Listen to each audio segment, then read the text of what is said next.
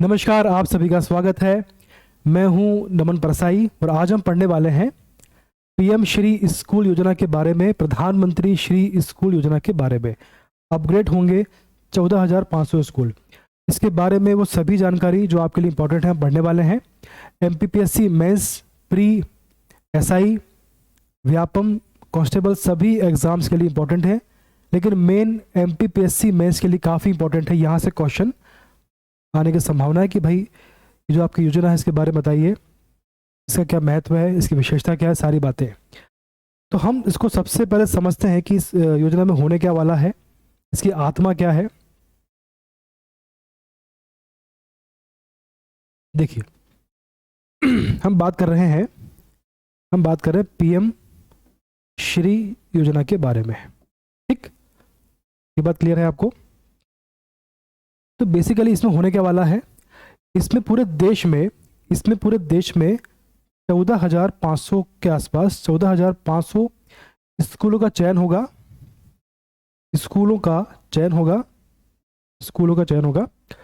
और इन स्कूलों को अपग्रेड किया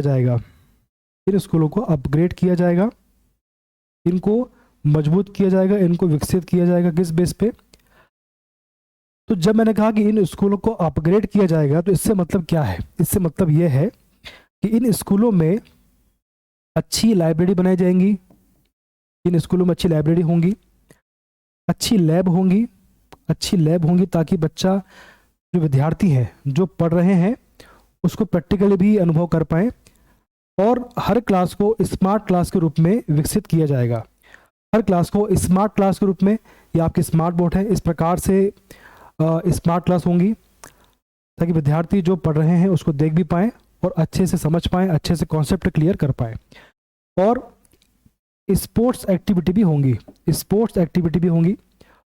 और इन सब का उद्देश्य क्या है? इन सब का उद्देश्य है कि जो विद्यार्थी है उसका शारीरिक और प्लस मानसिक दोनों तरह का विकास हो पाए। ठीक, वो कुछ नया सोच पाए ना, नए आविष्कार कर पाए, इस देश के विकास में, समाज के विकास में योगदान दे पाए, और कुल मिलाकर शिक्षा व्यवस्था और अच्छी बेहतर हो पाए। शिक्षा व्यवस्था जो है, वर्तमान में जो शिक्षा व्यवस्था है वो और अच्छी हो पाए, है ना। इसका उद्देश्य यही है बेसिकली। और इन सबका जो विकास होना है, जो स्कूल अपग्रेड होने हैं, उसका आधार होगा एनईपी यानी कि न्यू एजुकेशन पॉलिसी। आप इन सभी स्कूलों का विकास न्यू एजुकेशन पॉलिसी के बेस पर ही करना है। ठीक है, जो न्यू एजुकेशन पॉलिसी है यानी कि एनईपी, उसी के आधार पर इन स्कूलों का 14,500 स्कूलों का विकास होना है। और इनका उद्देश्य क्या है? जो मैंने आपको शब्द यूज किया था अपग्रेड, उसका मतलब क्या हमने समझ लिया है। अब आगे पढ़ते हैं, ये बात क्लियर है आपको? चलिए, तो बेसिकली स्मार्ट क्लास डेवलप करनी है। इस प्रकार से ये स्मार्ट क्लास है, स्मार्ट बोर्ड है, बच्चे बैठ के पढ़ रहे हैं और फैकल्टी इनको पढ़ा रहा है। जो विद्यार्थी पढ़ रहे हैं उसको देख भी पा रहे हैं, तो अच्छे से कॉन्सेप्ट भी इसमें क्लियर हो पाते हैं। इस प्रकार से स्मार्ट क्लासेस डेवलप करने का इसमें उद्देश्य है। और देखिए, इसमें विद्यार्थियों को मौका देना है कि आप कुछ नया सोच पाएँ, कुछ नया कर पाए। देखिए, इसमें बच्चा कुछ नया करने का प्रयास कर रहा है इस प्रकार से। अब देखिए, ये है आपकी लैब। इसमें जो प्रैक्टिकल नॉलेज इसमें रिक्वायर्ड है, यहाँ पर प्राप्त हो पाता है। विद्यार्थी जो किताब में पढ़ते हैं उसको प्रैक्टिकली फील करना बड़ा आवश्यक है। अगर आपने कोई केमिकल पढ़ा है कि केमिकल का ये यूज़ है, जब तक उसको आप प्रैक्टिकली उसका यूज़ नहीं करोगे तब तक आपको नहीं मालूम पड़ेगा कि कैसे उसका यूज़ होता है। इस प्रकार से लाइब्रेरी का विकसित करने का उद्देश्य है। इस योजना में इस प्रकार की लाइब्रेरी को विकसित किया जाएगा जहाँ पर बच्चे बैठकर पढ़ पाएँ, उनकी बैठकर पढ़ने की जो कैपेसिटी वो डेवलप हो पाए और उनका नॉलेज भी इसमें बढ़ पाए। इसका उद्देश्य क्या है? सबसे पहले पढ़ते हैं। इसका उद्देश्य है कि विद्यालयी शिक्षा प्रणाली का प्रणयन कर, इसका विकास कर, विद्यार्थियों को बेहतर भविष्य के लिए तैयार करना। शिक्षा प्रणाली कुछ इस प्रकार से हो ताकि विद्यार्थियों का भविष्य सिक्योर हो पाए और बेहतर हो पाए। इसकी जो घोषणा है पीएम मोदी ने इसकी घोषणा 5 सितंबर को की थी, शिक्षक दिवस के अवसर पर 5 सितंबर 2022 को। ठीक है, अभी की बात है। और इसका फुल फॉर्म क्या है? पीएम श्री प्रधानमंत्री school for rising India, PMSHRI, PM school for rising India इसका फुल फॉर्म है। आगे बढ़ते हैं। इसमें देखिए इसके तहत क्या होना है। अब इसमें मुद्दा यह है कि जो स्कूल है तो कौन से स्कूलों का चयन होगा, किस प्रकार के स्कूलों का चयन होगा, ये क्वेश्चन है। इसको पढ़ते हैं, आइए देखते हैं।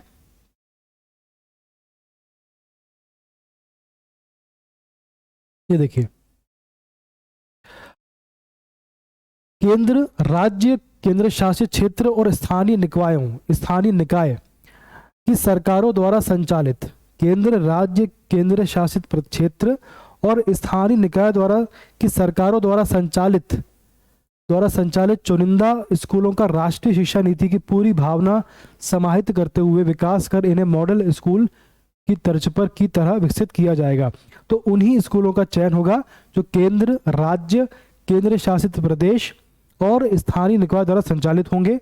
उन्हीं स्कूलों का इसमें चयन किया जाएगा और उनका विकास राष्ट्रीय शिक्षा नीति के आधार पर किया जाएगा। ये बात क्लियर है। और उन्हें मॉडल स्कूल के रूप में विकसित किया जाएगा ताकि और भी स्कूल इसमें विकसित हो पाए। ये बात क्लियर है। आगे है कि 14 पूरे भारत में 14,500 स्कूलों का अपग्रेडेशन कर इन्हें मॉडल स्कूल, तो कितने स्कूल इसमें डेवलप होंगे? 14,500। इन स्कूलों में पढ़ाई का तरीका आधुनिक होगा, सिंपल सी बात है।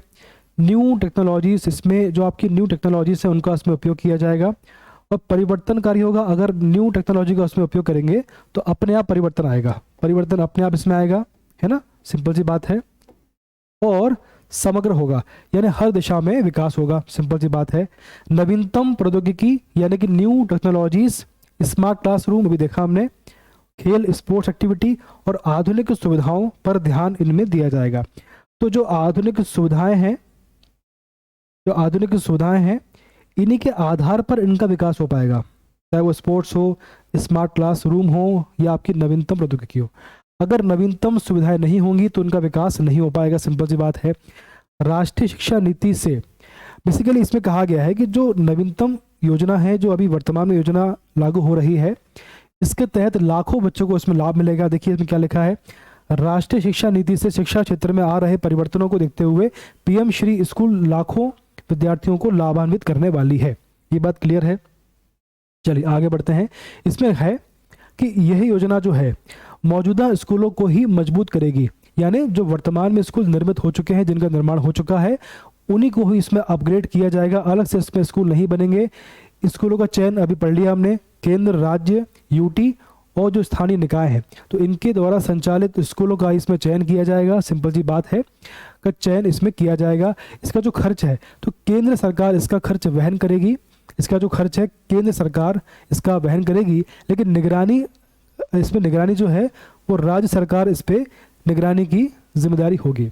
तो खर्च केंद्र करेगी लेकिन निगरानी इसमें राज्य सरकार करेगी, स्टेट गवर्नमेंट इसमें करेगी। अब इसकी जो विशेषता है, पीएम श्री स्कूल योजना की विशेषता आपको मेंस में आ सकती है कि योजना क्या है इसकी विशेषता लिखें। इसको आपको शब्दशः पढ़ना है। ये जो शब्द है मैंने मैगजीन से लिए हैं ताकि आपको शब्द याद हो पाए, और एमपीपीएससी मेंस में शब्द का बड़ा महत्व है, इसलिए इसको आपको शब्दशः पढ़ना है। पीएम श्री, ये पहला आपका विशेषता है, पीएम श्री स्कूलों में शिक्षा प्रदान करने का एक आधुनिक और परिवर्तन लाने वाला और समग्र तरीका होगा।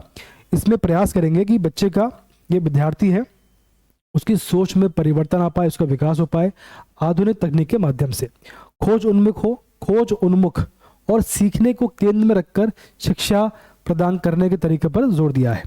शिक्षा का तरीका कुछ ऐसा हो कि विद्यार्थी की जो सोच हो वो खोज उन्मुख हो, उसका विकास खोज उन्मुख हो पाए, कुछ नया खोज कर पाए, कुछ नया सोच कर पाए, कुछ नया सोचे, कुछ नया डिस्कवर कर पाए और कुछ नया सीख पाए।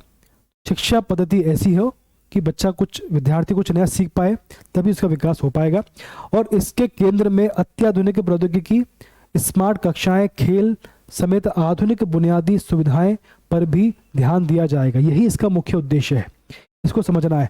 इन शब्दों को आपको ध्यान से पढ़ना है, ये इसकी आत्मा है। अत्याधुनिक प्रौद्योगिकी, स्मार्ट कक्षाएं, खेल समेत आधुनिक बुनियादी सुविधाएं, जैसे आपकी लैब हो गई है ना, लाइब्रेरी हो गई, उसके बाद जो भी सभी शब्दों पर ध्यान देना है, इनको लिख के आना है। अत्याधुनिक लैब स्थापित की जाएंगी ताकि स्टूडेंट्स किताबी ज्ञान के अलावा प्रैक्टिकल से सीख सके। सिंपल सी बात है, अभी डिस्कस किया था हमने। प्री प्राइमरी और प्राइमरी के बच्चों में खेल पर फोकस किया जाएगा ताकि उनमें शारीरिक विकास भी हो सके। इस प्रकार से हमने इस योजना को पढ़ा है। मुझे उम्मीद है कि आपको समझ में आएगा। इसके बाद हम एमपी पढ़ेंगे। अगला वीडियो बहुत जल्दी आपका आएगा। तब तक आप सभी स्वस्थ रहें, खुश रहें। धन्यवाद।